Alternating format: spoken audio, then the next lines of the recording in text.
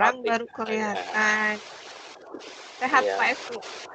Alhamdulillah sehat. Ini udah pasti di rumah kalau begini sih. Iya deh. Baik, Bapak Ibu, kita ke siapa ini? Kayaknya sudah diabsensi semua. Bagaimana Pak Andri? Kita tunggu dulu atau gimana nih waktunya? Saya belum Bu Fatia. Belum tah? Oh iya, Pak Wijayanto, monggo Pak. Iya Bu, selamat pagi Bu, menyapa dari Semarang. Sehat Iya. selalu. Sehat, alhamdulillah. Gak kelihatan ya Pak, kacamata baru aja yang kelihatan ini. Oh iya Bu. Oke. Iya Bu. Di rumah ya Pak? Iya Bu, di rumah Bu. Iya betul. Baik, terima kasih semuanya sudah saya sapa kayaknya. 1, 2, 3, 4, 5, 6, 7, 8, 9. Ada 9 Pak Andri dari 18 apa 19 ya kemarin ya?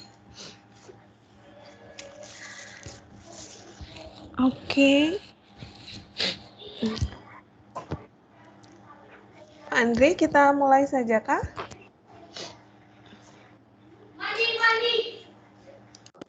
Ya, sebentar Bu Fatia, ini ada trouble di mikrofon saya, jadi saya mesti ganti headset dulu.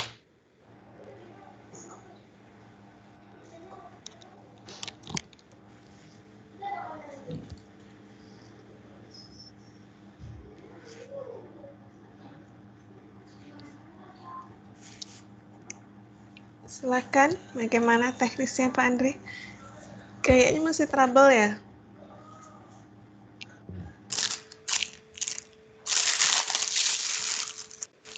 Halo? Nah, sekarang baru kedengeran. Ya, oke, baik. Mudah-mudahan nggak trouble lagi ya. Ini udah dari kemarin trouble terus. Mudah-mudahan sampai akhir matrikulasi sama tuton baik-baik saja. Ya, oke, baik Bu Fatia ya. Dimulai saja Bu. Hari ini Bu Fatia leadernya ya. Oke, siap. Sama-sama. Oke, silakan Ibu. Baik. Baik, terima kasih Pak Andri. Baik, Bapak Ibu, kita mulai perkuliahan hari ini. Saya akan sharing materi. Materi ini sudah ada di ini ya, di learning masing-masing. Sebentar saya matikan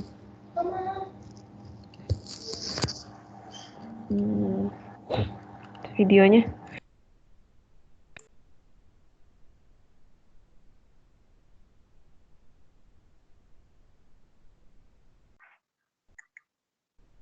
Bentar saya munculkan dulu tadi mana deh. Sudah ditayangkan. Oke, ini dia. Tampilan saya sudah kelihatan, salah satu aja mungkin. Sudah. Baik.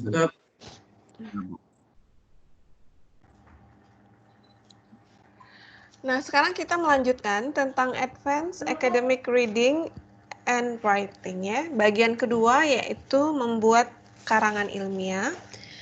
Pada sesi ini atau minggu ini kita berharap mahasiswa sudah bisa membuat karangan ilmiah yang diharapkan dengan kualitas standar S3 gitu. Nah, ini hanya beberapa definisi saja terkait bibliografi, kemudian anotasi ya.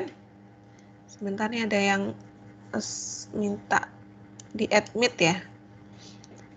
Oke. Nah, betul kan? Pak Santori, silakan. Oke. Pak Santori.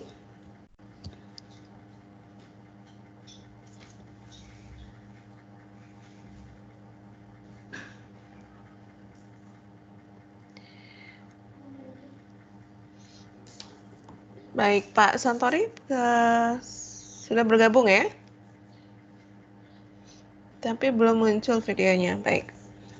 Kita lanjut dulu, karena pada saat ini ada yang minta hadir dalam kelas, terpaksa saya harus admitnya.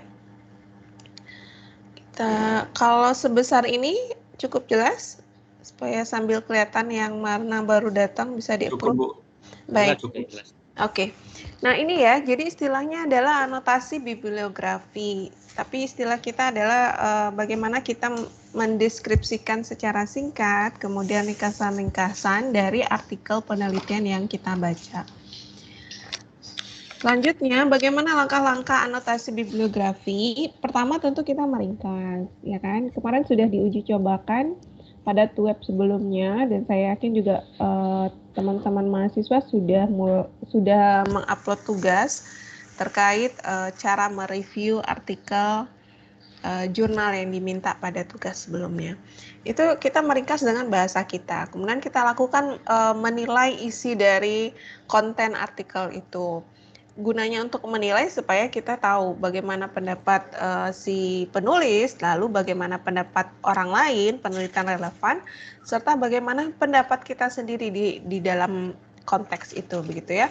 Karena kan kita kualitasnya S3 bukan hanya sekedar ingin tahu saja dari artikel informasi yang ada, tapi juga memberikan penilaian. Dan yang ketiga adalah merefleksi. Nah, saat merefleksi itulah kita berharap ada sesuatu ide, istilahnya kemarin itu adalah temuan baru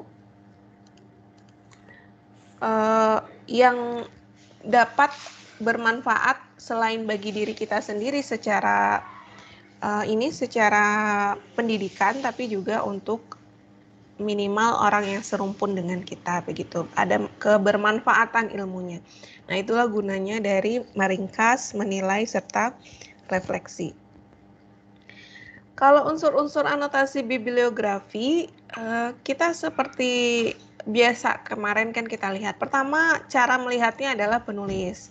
Kalau misalkan kita sering baca artikel, maka punya favorit penulis tertentu gitu ya. Jadi bukan hanya favorit novel tertentu misalkan, tapi juga penulis artikel terkait topik yang kita minati. Nah, itu biasanya kita paling tahu. Oh, kalau topik ini saya suka baca tulisan yang ini gitu. Nah, jadi penulis yang harus kita kenali lebih awal. Kemudian tentu judul. Nah, kalau judul kaitannya dengan interest tadi. Sorry. Nah, kalau penerbit sebenarnya ini tergantung tipe masing-masing gitu. Nah, ada misalkan seseorang sukanya Emerald gitu ya, atau Springer, atau misalkan yang penerbitnya Science Direct atau yang lain gitu. Tahun terbit kita anjurkan adalah 5 tahun terakhir itu kita rekomendasikan. Jadi unsur-unsur anotasi bibliografi ini walaupun terkesannya kaku, tapi menjadi perhatian khusus bagi kita yang S3, begitu. Nah, kualifikasi penulis sudah pasti. Misalkan ketika kita browsing, misalkan contoh Fathia gitu ya, Fathia. Lalu akan dilihat, oh Fathia ini interestnya kemana, lalu memang expert di bagian ini atau tidak. Lalu jabatan profesionalnya seperti apa. Itu nggak apa-apa dikepoin dari segi si penulis ya. Artinya bisa jadi, nah ini bisa jadi kepentingan kita, interest penelitian S3 kita akan beririsan dengan jabatan profesional atau keahlian si penulis pada bagian lain. Begitu. Misalkan yang saya contohkan waktu pertama kali kita web, ya, dengan saya begitu, karena ada saya contohkan misalkan saya lebih interest dengan penulis seseorang, misalnya Jose Carlos Alcantot contohnya. Nah, saat itu yang dikenal adalah jabatan profesional beliau sebagai profesor ekonomi di Spanyol, di universitas yang sangat ternama. Tapi ketika saya baca kembali keahliannya, expertnya, dan beberapa literatur artikel yang dia terbitkan sangat produktif sekali setiap tahunnya, justru ada yang beririsan dengan minat saya. Nah, begitu. Jadi, kita boleh aja kepo, jangan artis aja yang dikepoin, tapi juga penulis artikel sesuai minat yang kita ambil. Oke, kemudian gambaran dari tesis, teori dan ide-ide dasar.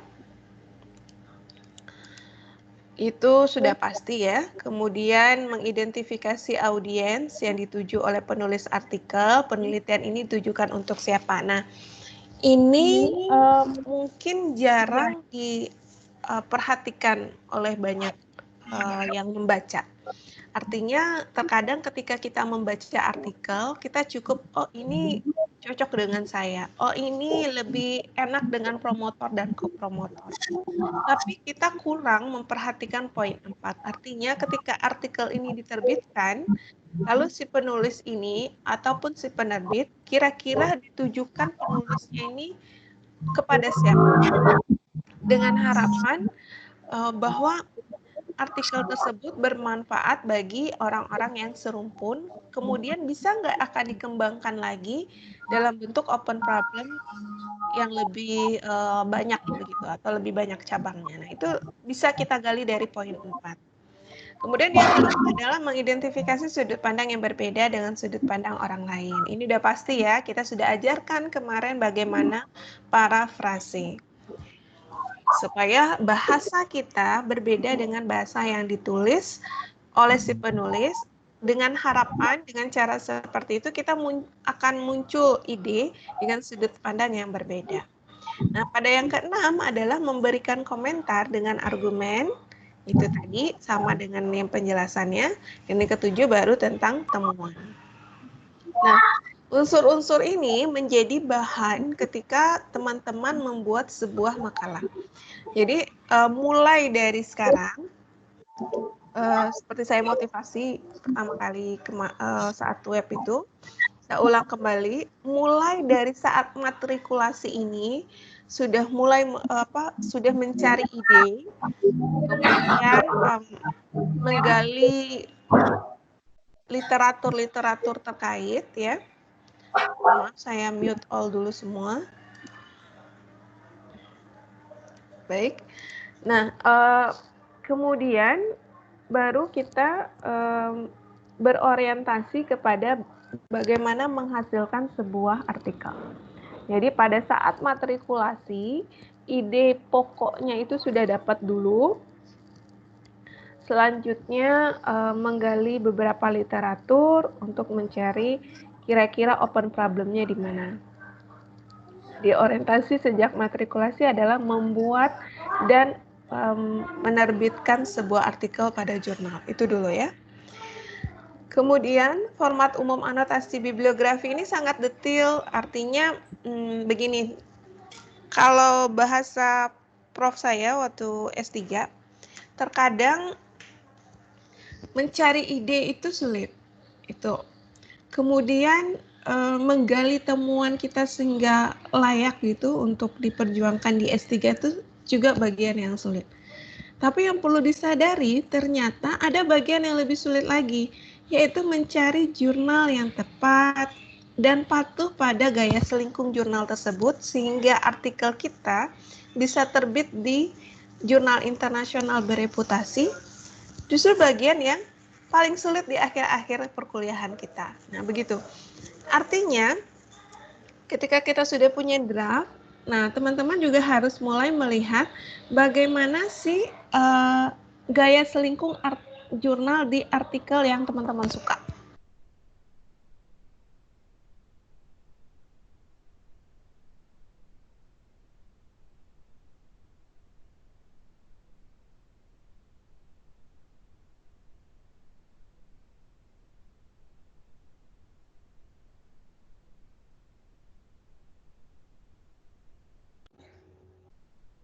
Halo. Halo? Kok hilang ya? Tadi hilang, Bu. Suaranya hilang, Bu.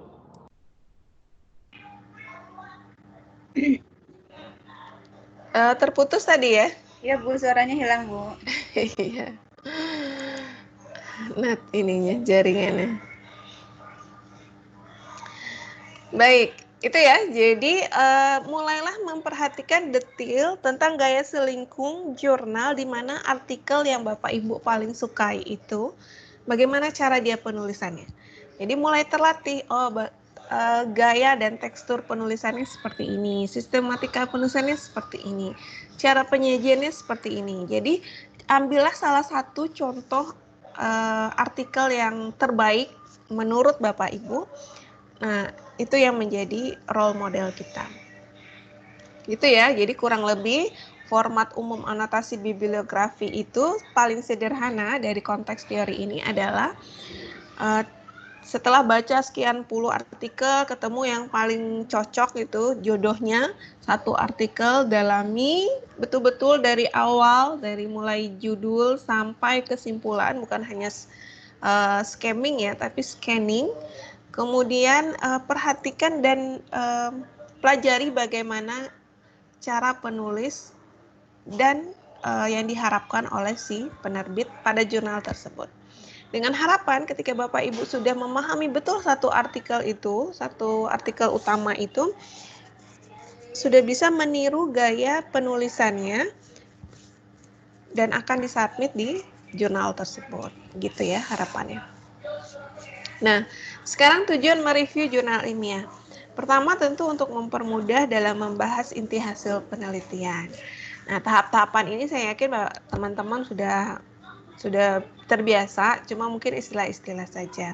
Pertama yang tadi, menemukan jurnal yang cocok, ya kan? Kalau nggak cocok, nggak sesuai dengan topik, tentu tidak ada kebermanfaatannya gitu. Artinya kita berada pada jalan yang salah. Berlama-lama di jalan yang salah kan mubazir. Jadi tentukan topik dulu, kemudian ambil artikel yang kita baca artikel sekian puluhan, ratusan begitu. Kemudian ketemulah artikel yang cocok, jurnal yang cocok. Nah, jangan lupa kemudian membaca keseluruhan. Nah, keseluruhan ini artinya isi artikel ya. Kalau misalkan ada yang terkait di jurnal tersebut ada beberapa artikel terkait, boleh ditelusuri. Nah, kemudian membaca dan menulis kembali dengan bahasa sendiri arti atau poin-poin penting yang disajikan pada artikel tersebut. Nah, ini tidak saya baca dari awal, artinya teman-teman nanti menjadi patokan saat mereview jurnal, mulai dari judul artikelnya sampai pada kekuatan dan kelemahan penelitian. Tujuannya itu tadi, harus pede terlebih dahulu. Jangan beranggapan, saya baru aja matrikulasi, kok sudah bisa mengatakan bahwa artikel yang diterbitkan oleh Prof gitu ya, setelah dikepo atau dicek biodata si penulis begitu dari Google Scholar atau alamat blognya si penulis begitu. Nah, terus agak nggak pede, masa sih saya harus melihat kelemahan dari artikel ini. Tapi sebenarnya pede aja. Dengan begitu teman-teman akan memunculkan ide, oh ternyata di bagian poin ini si penulis belum bahas detail. Coba saya cek lagi di referensi yang dirujuk. Di referensi yang dirujuk juga tidak menjabarkan pada variabel ini. Coba kalau seandainya saya membuatnya dengan bahasa saya, andaikan hasil penelitian ini atau yang tujuan penelitian ini menggunakan variabel dan didalami di bagian ini. Nah, itu. Jadi memang kita harus memberanikan diri saat mereview menyebutkan kekuatan dan kelemahan isi artikel. Nah, sama ketika saya mendapatkan permintaan untuk mereview dari sebuah jurnal internasional begitu, mau sesuai, setelah kita cek ternyata dia lebih banyak nulisnya dibandingkan kita, tapi karena kita sebagai posisi reviewer, mau tidak mau saya akan menyebutkan dari versi saya bahwa kelemahan artikelnya ini gitu. Nanti kan tergantung editor dan si penulis untuk menyanggah. Nah, kalau teman-teman sekarang Bapak Ibu dalam posisi ingin menemukan sebuah ide, dan mendapatkan tugas membuat karya ilmiah, harus memberanikan diri menyebutkan bahwa artikel ini kelemahannya adalah ini. Tapi ada logiknya ya, ada dasarnya dan ada referensinya. Gitu. Jadi bukan hanya praduga atau asumsi. Nah, ini kurang lebih tadi ya, sama. Saya sudah tidak perlu mendefinisikan makalah karena saya yakin teman-teman juga sudah terbiasa membaca makalah terlepas dosen atau tidak, praktisi misalkan, tapi kan kita terbiasa gitu membaca makalah yang bisa jadi artikel itu artikel ilmiah populer atau memang artikel ilmiah di jurnal. Oke. Sekarang kita melihat karakteristik dari makalah tersebut. Karakteristiknya seperti tadi. Jadi tentu ada kajian literaturnya, bagian pokoknya, dan hal-hal lain sampai isi dan kesimpulan. Nah, yang paling menarik, ini pendahuluan makalah ya. Ini sudah latar belakang, rumusan masalah, dan tujuan pembahasan adalah teknis kita menulis. Urutan ya, bukan teknis, mohon maaf. Urutan sistematika penulisan biasanya seperti ini, ada latar belakang, rumusan masalah, dan tujuan pembahasan. Tapi teman-teman ketika menulis tidak harus mulai dari latar belakang atau tidak harus mulai dari judul gitu. Kalau saya terbiasa menulis justru dari bab 3. Bab 3 itu artinya kita dibiasakan dengan membaca metode dulu kan. Kira-kira arahnya ini menggunakan apa? Dari segi manajemen berarti dari roadmap-nya gitu. Arahnya kemana, roadmap penelitiannya atau artikelnya. Setelah itu kan kita mulai membandingkan, compare. Untuk variabel ini pendapat si A, si B, si C, si D, lalu pendapat saya pribadi. Kemudian untuk variabel B juga begitu dengan cara yang sama, kemudian pendapat kita pribadi. Nah itu kan dalam bentuk discuss, hasil. Kemudian silakan diimplementasikan dengan data real yang sekarang, misalkan jika diperlukan, atau justru kita ingin menggambarkan andaikan ini diterapkan di masa yang akan datang. Nah, kita terbiasa lebih enak mulai dari metode dulu yang memang bagian kita kuasai dari dasar gitu. Kemudian baru analisa, logiknya dan hasil. Setelah runtut dari bab 3 dan 4, kemudian barulah kita merujuk ke latar belakang. Latar belakang itu artinya dasarnya sebenarnya sudah ada di pikiran kita, tapi kita akan gali lebih jauh menulisnya. Pada saat latar belakang, disitulah state of the art. Jadi state of the art-nya bagaimana kita menari-nari dalam menyampaikan, dengan ujungnya nanti, rumusan masalahnya ini, tujuan pembahasannya ini. Nah, begitu teman-teman. Jadi kalau urutannya betul begini, dalam sistematika penulisan, tapi bagaimana cara menuliskannya, cobalah mulai dari yang kita kuasai, yaitu metode penelitian. Supaya nanti nggak terjebak kepada plagiat gitu ya, kalau kita mulai dari kajian teori terlebih dahulu menulisnya, kemudian latar belakang, nanti kita akan terjebak menggunakan bahasa orang lain. Nah, pada kesimpulan, biasalah kita berbagi. Artinya setelah kita mengkaji dan metode yang sudah kita tuliskan itu disebutkan apa saja, kita juga menuliskan kira-kira untuk peneliti lain apa yang bisa dibahas. Itu yang maksudnya berbagi. Jadi kalau ada open problem jangan disimpan sendiri. Ini buat saya aja lah, saya sudah capek-capek mikirin bertahun-tahun masa dikasih ke orang. Jangan. Jadi justru nggak apa-apa dibuka, itu gunanya selain kita membantu orang lain, seperti teman-teman sekarang sedang mencari ide, kan akan terbantu jika ada open problem dari artikel orang lain kan. Nah, kita juga bisa membuka kolaborasi riset dengan teman-teman sejawat di universitas lain. Oke ya. Jadi kurang lebih nanti yang akan diisi adalah seperti ini dalam bentuk makalahnya, tapi ini dalam bentuk ininya ya, dalam bentuk kakunya, artinya mulai dari per bab dituliskan. Ya, itu mungkin sajian singkat dari saya. Nanti kita akan berbagi sambil saya cek satu-satu kira-kira pendapatnya seperti apa. Pak Gunawan yang daftar di pertama di sini. Menurut Pak Gunawan, berdasarkan pengalamannya, bagaimana cara membuat makalah yang sudah pernah dikerjakan? Oke, terima kasih Ibu atas kesempatannya. Jadi sepengalaman saya selama ini yang mungkin masih minim Bu, baru hanya sampai membuat tesis. Karena saya juga di jurusan statistik atau matematik, mungkin saya sependapat dengan Ibu dan biasanya saya lakukan seperti itu. Saya melihat metodologinya dulu Bu. Nah di dalam metodologi itu kan ada kerangka pikir. Nah biasanya saya membandingkan tulisan-tulisan yang sudah ada sebelumnya, apakah itu tesis atau jurnal-jurnal yang lokal atau yang ini yang kredibel. Saya lihat semua ininya Bu, apa namanya, dasar pikirnya atau kerangka pikirnya. Nah, saya bandingkan di situ variabel-variabel apa yang digunakan di dalam kerangka pikir dan metodologi apa yang digunakan.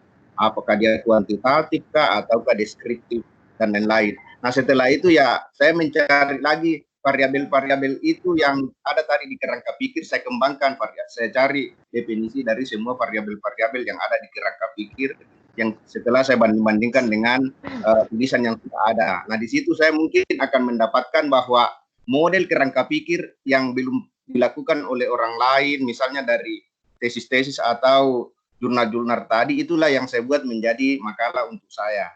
Jadi masih mereplikasi sebenarnya dari temuan-temuan dari sebelumnya, mungkin dalam kategori belum novelty Bu ya, atau belum ada kebaharuan misalnya, tapi hanya membanding-bandingkan variabel-variabel yang ada, ya seperti itu. Jadi mungkin itu dulu Bu. Baik, oke. Terima kasih pendapatnya Pak Gunawan. Selanjutnya silakan jika ada teman-teman yang ingin sharing bagaimana menulis artikel ilmiah yang sudah pernah dikerjakan.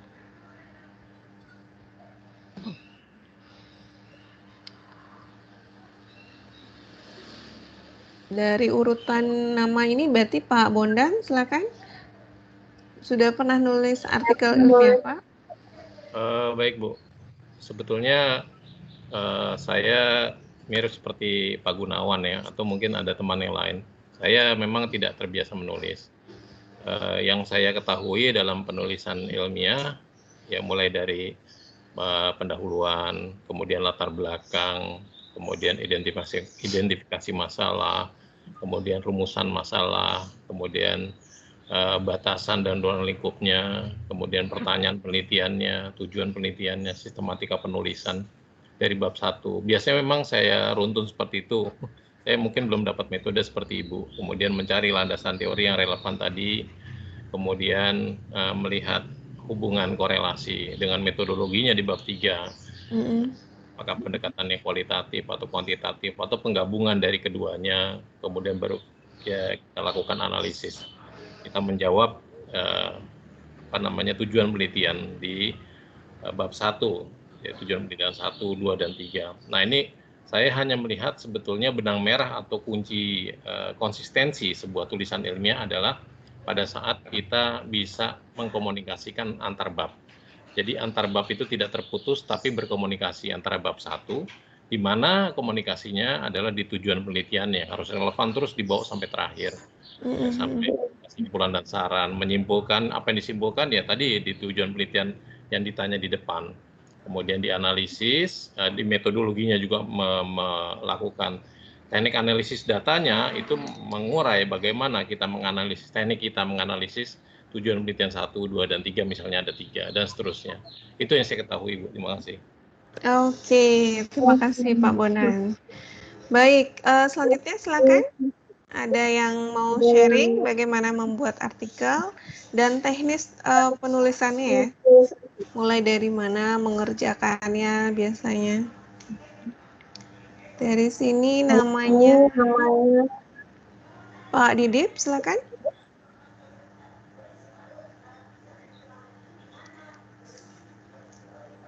Halo, Halo, silakan Pak Didip.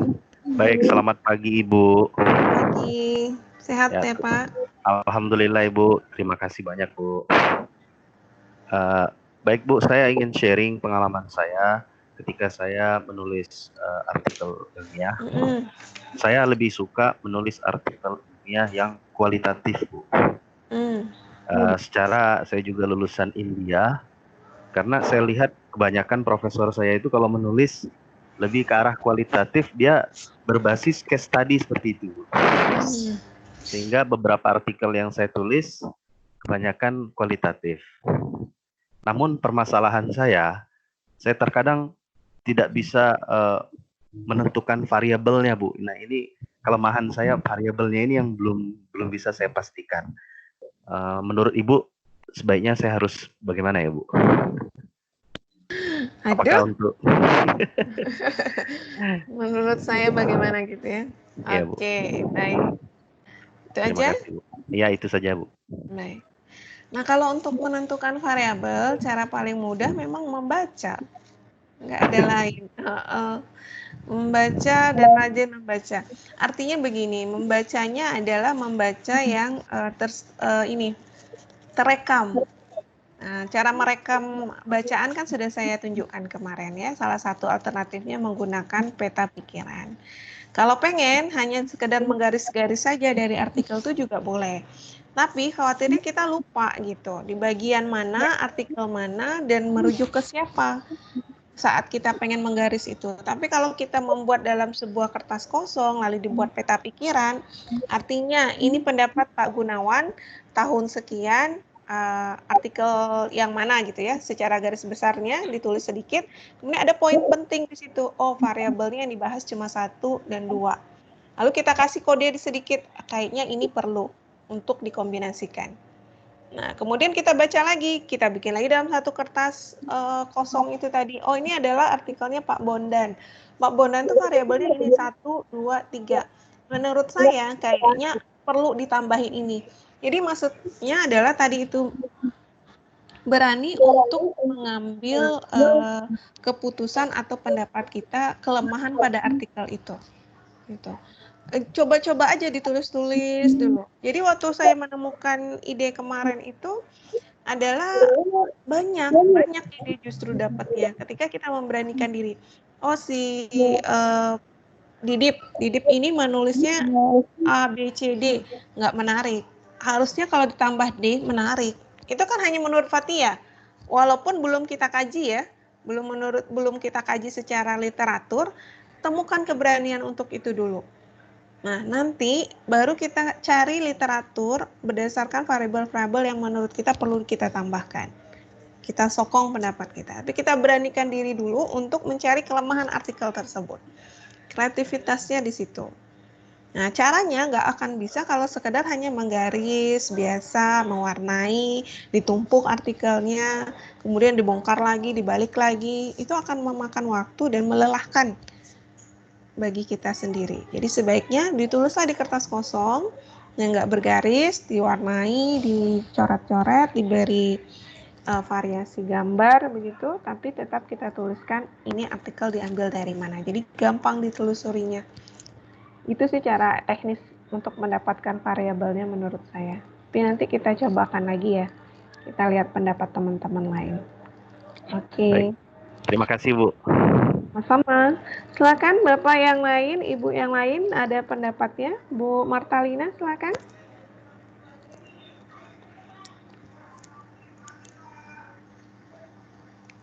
Bu Martalina. Teman-teman yang lain mungkin bisa dimatikan videonya dulu ya, biar bergiliran. Bu Martalina silakan. Karena kita belum menyapa Bu Martalina dari tadi, baru masukkan ya. Saat sudah dimulai, atau mau Pak Fadli, silakan. Gimana pengalamannya ketika pernah membuat artikel ilmiah begitu? Baik, Bu. Terima kasih. Assalamualaikum warahmatullahi wabarakatuh. Salam. Kalau pengalaman saya, dalam membuat artikel ilmiah berangkat dari identifikasi masalah, Bu. Saya mencoba mencari permasalahan, kemudian mengidentifikasi,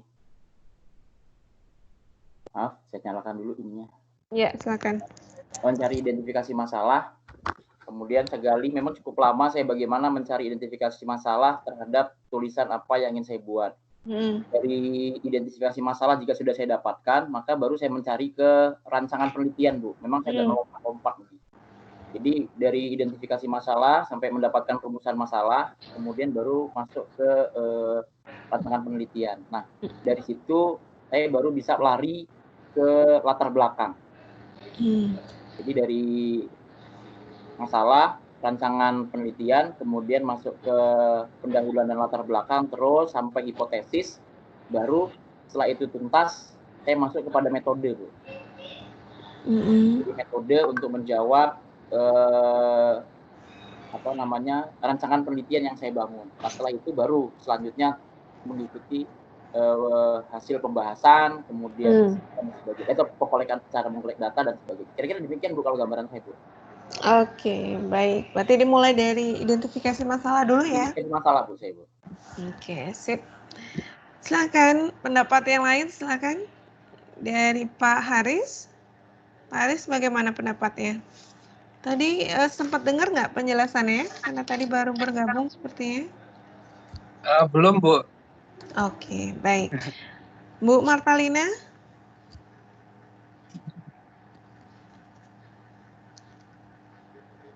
Bu Martalina, silakan. Ya, baik. Izin sharing Ibu. Selamat pagi dulu. Assalamualaikum warahmatullahi wabarakatuh. Salam. Biasanya kalau saya itu sama dengan Pak Didit, menulis itu dengan metodologi penelitian kualitatif, Ibu. Nah, karena kan memang latar belakang S1, S2 saya itu ilmu sosial. Jadi lebih suka menampilkan fenomena, menjelaskan, mendeskripsikan seperti itu. Nah, saya biasanya itu berangkat penelitian itu dari permasalahan dulu, apa yang menjadi gap antara kenyataan, harapan, terus teorinya seperti apa. Setelah permasalahannya saya temukan ada terjadi perbedaan atau gap seperti itu, baru saya mencari teori apa yang cocok untuk dijadikan pedoman dalam penelitian ini. Nah, setelah ketemu teorinya, baru saya beranjak ke metodologi, Bu. Agak berbeda dengan Ibu yang dari metodologi dulu ya. Jadi saya setelah ketemu metodenya, nah itu Bu, baru. Jadi kalau bisa disimpulkan itu, saya dari isinya dulu biasanya. Masalahnya apa, teorinya apa, agak bolak-balik teori, baru metodologi, Bu. Nah, masalahnya itu adalah ketika saya suka menulis dengan metodologi kualitatif, ketika variabelnya itu menjadi banyak, Bu, misalnya saya ingin melihat kinerja, tapi kan ada banyak variabel di situ, ada motivasi, kompetensi, kompensasi, atau budaya kerja dan lain-lain.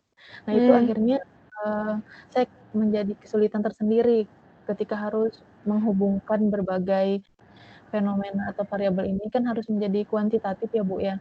Nah, di situ tantangannya, apakah nanti ketika menulis disertasi mungkin ada metodologi yang saya gunakan mungkin campuran seperti itu, karena sukanya kualitatif tapi harus melihat atau memotret fenomena yang banyak seperti itu, Bu. Nah, itu mungkin tantangan tersendiri buat nanti saya menulis disertasi ke depan, Ibu. Oke. Saya dulu. Terima kasih, Bu. Sama. Jadi bagaimana cara Bu Martalina menentukan gap-nya biasanya? Biasa saya melihat faktanya dulu, Bu. Misalnya ada seperti ini, teorinya misalnya budaya kerja berhubungan dengan kinerja misalnya, Bu, ya. Nah, pada kenyataannya di lapangan tidak terlalu berpengaruh, sepertinya budaya kerja itu justru yang mempengaruhi kinerja itu justru kompensasinya misalnya. Nah, seperti itu. Jadi faktanya di lapangan seperti apa, lihat lagi teorinya seperti itu, Bu. Lebih ke situ sih, Bu. Atau misalkan ada harapan di masyarakatnya seperti apa, tapi kenyataannya berbeda dari di lapangan seperti itu. Oke, baik. Terima kasih ya sharingnya, Bu Matra. Selanjutnya silakan Pak Firza. Pengalamannya ketika membuat artikel seperti apa?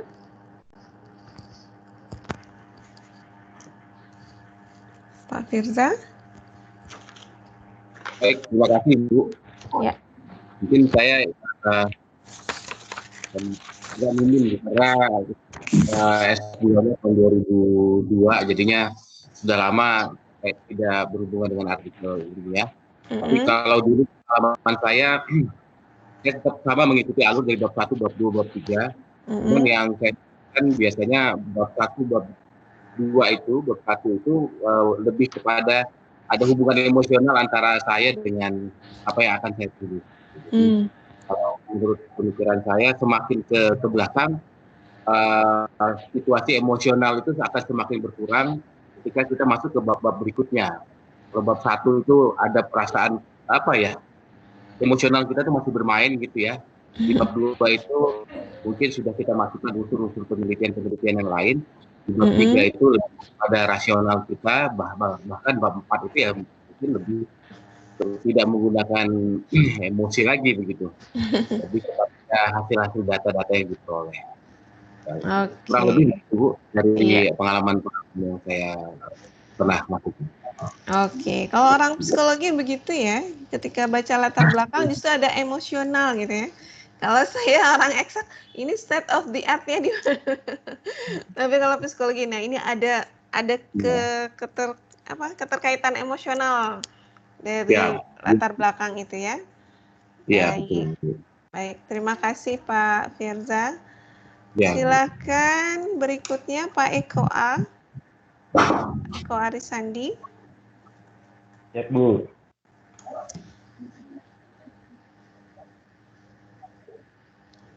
Mohon izin, Bu. Ya, silakan. Kalau saya dalam menulis karya tulis ilmiah, biasanya yang paling pertama kali sulit itu, Bu, menurut saya pada saat memulai untuk menulis kalimat-kalimat awal dalam karya tulis ilmiah tersebut, Bu. Atau nulis kalimat-kalimat awal di masing-masing bagian. Nah, mungkin kalau saya berbeda dengan Pak Didit dan Ibu Martalina tadi, kalau Pak Didit dengan Bu Marta lebih condong untuk melakukan penelitian yang sifatnya kualitatif, tapi kalau saya lebih senang dengan penelitian yang sifatnya kuantitatif, Bu. Karena saya sendiri merasa nyaman pada saat mengumpulkan hasil penelitian atau menganalisa hasil penelitian tersebut. Karena kalau kuantitatif kan pedomannya atau teknik analisisnya sudah jelas. Nah, kemudian memang yang sulit pada saat menyusun rancangan penelitian atau proposal penelitiannya itu, Bu, karena untuk kuantitatif kan segala sesuatunya harus fix dan benar-benar siap terlebih dahulu, baru kemudian kita melaksanakan pengumpulan datanya. Tentunya hal ini juga berkaitan dengan kelengkapan terhadap kajian literatur yang harus dilakukan dalam penelitian kuantitatif.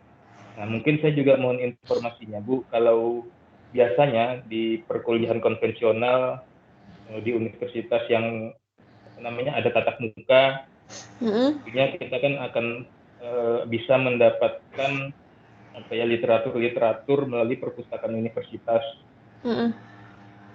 Sementara kalau di UT ini kan kalau kita mau melihat buku yang secara fisik, tentunya kalau kita di daerah ini tidak semuanya daerah itu memiliki perpustakaan yang fasilitasnya lengkap.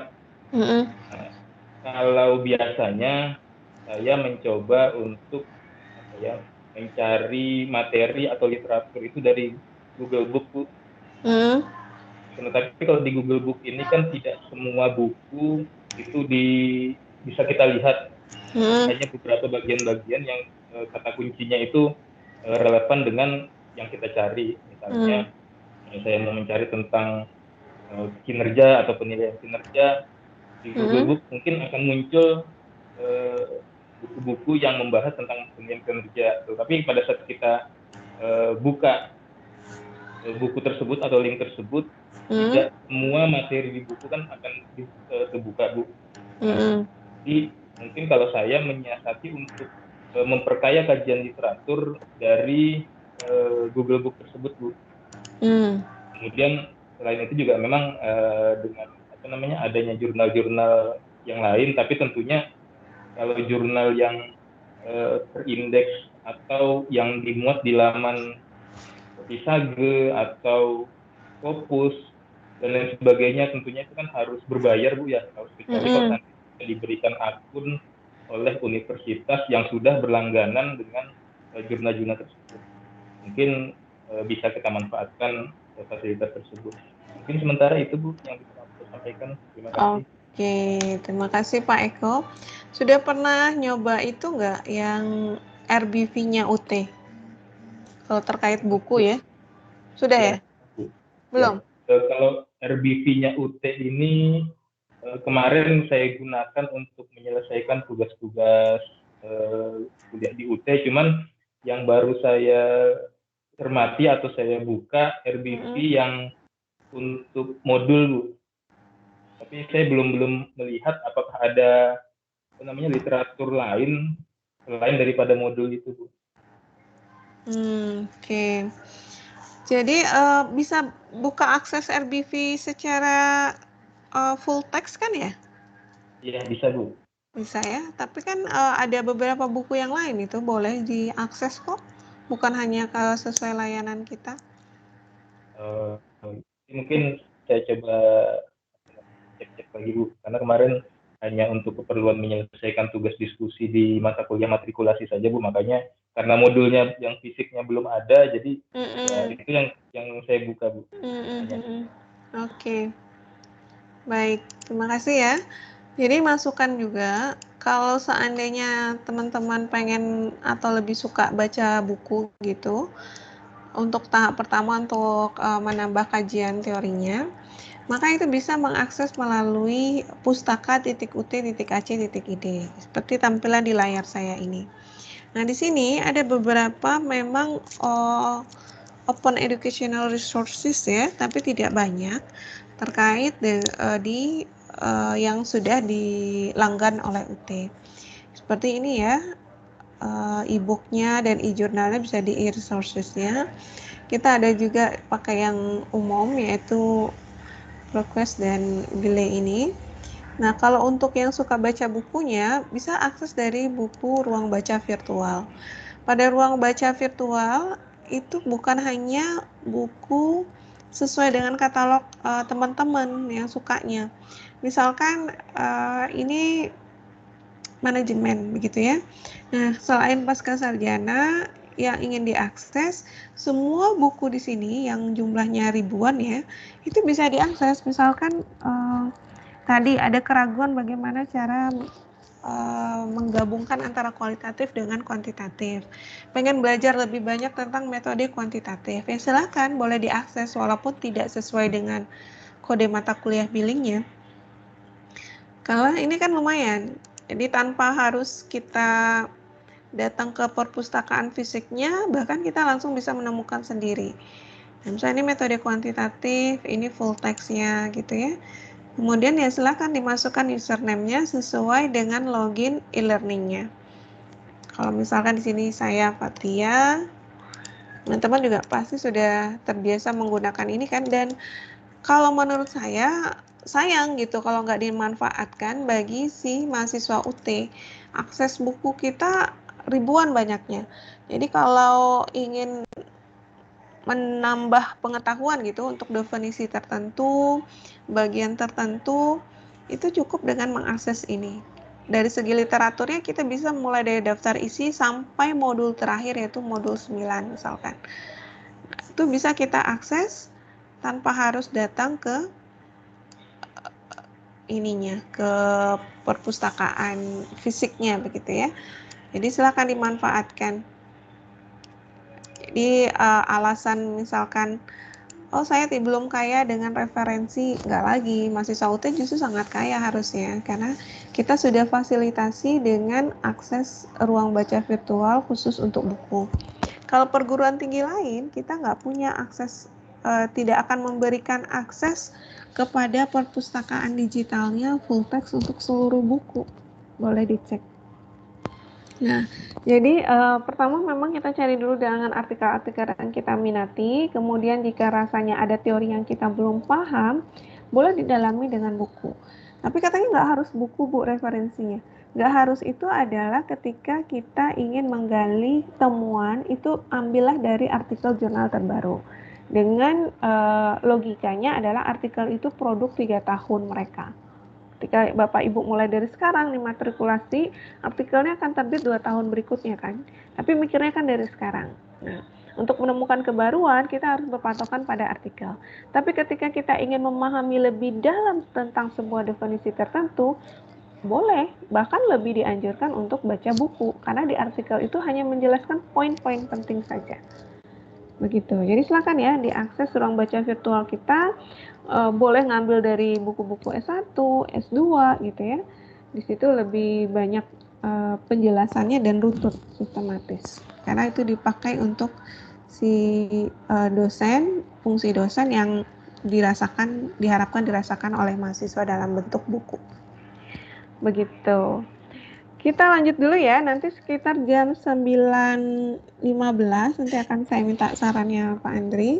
Kita akan break dan akan memberikan tugas kepada teman-teman. Tugasnya adalah, saya cek dulu, tadi sudah ada note-nya. Tugas untuk yang akan dipresentasikan pada sesi kedua, nanti kita akan panggil satu-satu. Tugasnya dalam bentuk menulis artikel ilmiah. Artinya, apakah bisa saya menulis artikel ilmiah dari waktu 1 jam? Yang kami harapkan adalah teman-teman itu pertama menemukan dulu artikel. Kan sudah dicicil kemarin bagaimana menemukan artikel sesuai dengan topik. Itu adalah tugas minggu lalu dengan harapan selama 1 minggu ini sudah menambah jumlah artikelnya sesuai dengan topik yang diminati. Kemudian, tentukan satu rumusan atau pertanyaan penelitian yang belum dibahas. Misalkan kita patok aja ada 5 artikel ya, ada 5 artikel yang sudah dicari kemarin. Kemudian kita minta kemarin kan menemukan rumusan masalahnya, lalu diparafrasekan dengan bahasa sendiri. Nah, sekarang coba dari 5 artikel yang sudah dikumpulkan itu, tentukan pertanyaan atau rumusan mana yang belum dibahas pada 5 itu. Paham ya tugasnya? Belum paham, Bu. Bu, yang kemarin hanya 2. Maksudnya apa ya, Bu? Baik. Kalau kemarin 2 ya? 2, Bu, bukan 5, Bu. Boleh, 2 deh. 2 dan berbeda, Bu. 2 dan berbeda ininya, Bu, topiknya. 2 dan berbeda topiknya. Baik. Ya, Bu. Nah, sekarang maksud saya, oke, nggak usah kita batasi 5. Dari beberapa artikel, boleh 2, boleh 3, boleh 4, boleh hanya 1. Tapi 1 nggak bisa kita compare. Nah, dari 2 lah, minimal 2 artikel.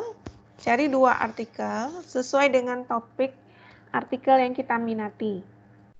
Itu dulu. Ya, pertama cari 2 artikel sesuai dengan topik yang kita minati. Saya topiknya adalah manajemen pemasaran.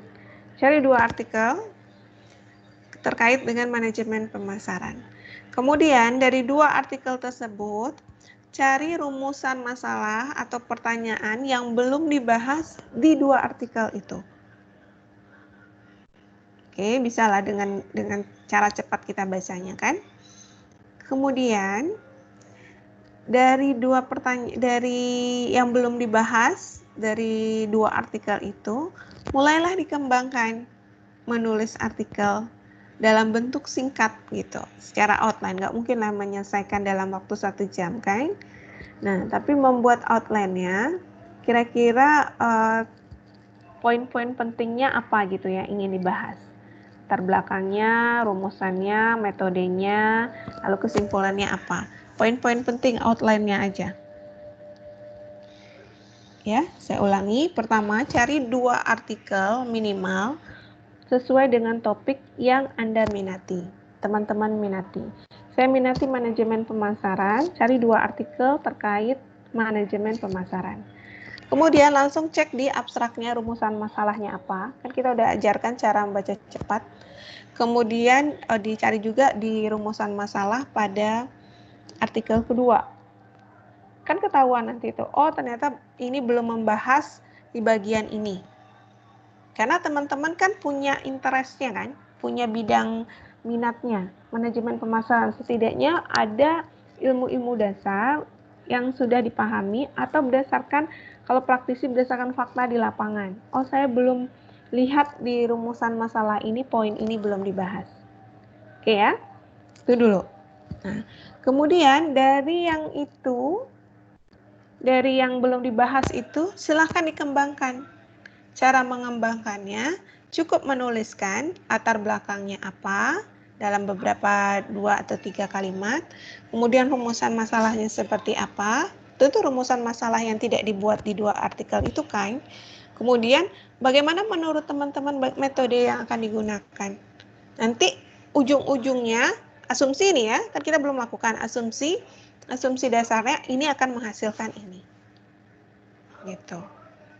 Bisa dimengerti kira-kira?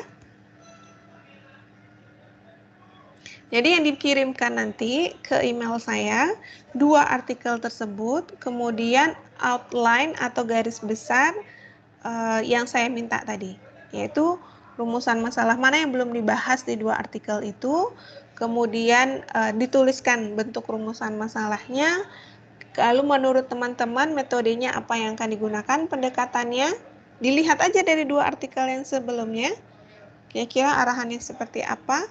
Kemudian asumsi teman-teman jika diterapkan rumusan masalah atau variabel ini, hasilnya akan seperti apa. Halo. Hanya poin-poin ya Bu, tidak menulis artikel secara global ya? Poin-poin aja, tapi ketika mau buat poin tentu nanti ketemu kalimatnya kan. Iya, dibuat aja dulu poin-poinnya, 1, 2, 3, 4, lalu dirangkai. Kalau keburu waktunya dirangkai. Ketika kita menulis kan kita biasakan membuat outline dulu. Kalau sudah habis waktunya, nggak masalah, nanti tinggal dirangkai. Ya? Baik, baik Bu. Gimana yang lain? Nggak usah tarik nafas begitu, Bu Marta. Biasa aja. Oke, Bu. Oke, Bu. Oke, silakan Pak Andri. Jam berapa kita akan sepakati masuk? Kalau boleh sih kita mulai dari sekarang. Supaya teman-teman punya ada waktu untuk merangkai katanya. Minimal ada 1 atau 2 paragraf yang dibuat. Sebelumnya saya tanya dulu Bu. Boleh, monggo. Tadi kan ada hal-hal dari 2 jurnal tersebut tidak ada yang dibahas. Intinya kan seperti itu ya Bu ya? Iya. Nah, berarti itu merupakan variabel lain yang belum dibahas atau bagaimana Bu? Ini saya belum paham untuk mencernanya yang belum dibahas itu. Misalnya satu jurnal pertama pengaruh motivasi kerja terhadap kinerja. Jurnal kedua pengaruh motivasi kerja, budaya kerja terhadap kinerja. Misalnya seperti itu Bu. Nah, ini yang belum dibahas kira-kira apa? Kita mengetahuinya bagaimana Bu? Atau pakai tambahan variabel lain? Terima kasih. Iya. Boleh pakai tambahan lain. Tapi ujungnya kan tadi kan kinerja kan? Iya Bu, iya. Ya, kinerja. Pertama baru membahas tentang motivasi kerja. Yang kedua baru membahas tentang budaya kerja. Nah, kalau menurut Pak, tadi yang nanya siapa ya? Pak Didip atau Pak Ikoan? Oh, Pak Toto. Malah nggak ada yang betul. Nah, jadi menurut Pak Toto, oh ternyata bukan motivasi dan budaya. Menurut saya punishment. Nah, gitulah ya kira-kira. Kalau saya punishment, ke punishment juga dikasihlah menjadi kinerja, meningkatkan kinerja. Nah, jadi yang akan dibahas oleh Pak Toto adalah punishment-nya. Oh iya. Nah, punishment, buatkan rumusan masalahnya, menulis rumusan masalah tentang punishment itu seperti apa, lalu bagaimana pendekatan untuk mengerjakan variabel punishment ini terhadap kinerja, lalu asumsinya Pak Toto kan, oh ternyata punishment adalah meningkatkan kinerja. Begitu. Baik. Nah. Jadi semacam faktor atau variabel lain yang tidak dibahas di situ ya Bu ya? Yes, betul. Terima kasih. Ya. Oke, silakan. Ada yang masih diragukan? Bu, saya bahasa Indonesia ya Bu?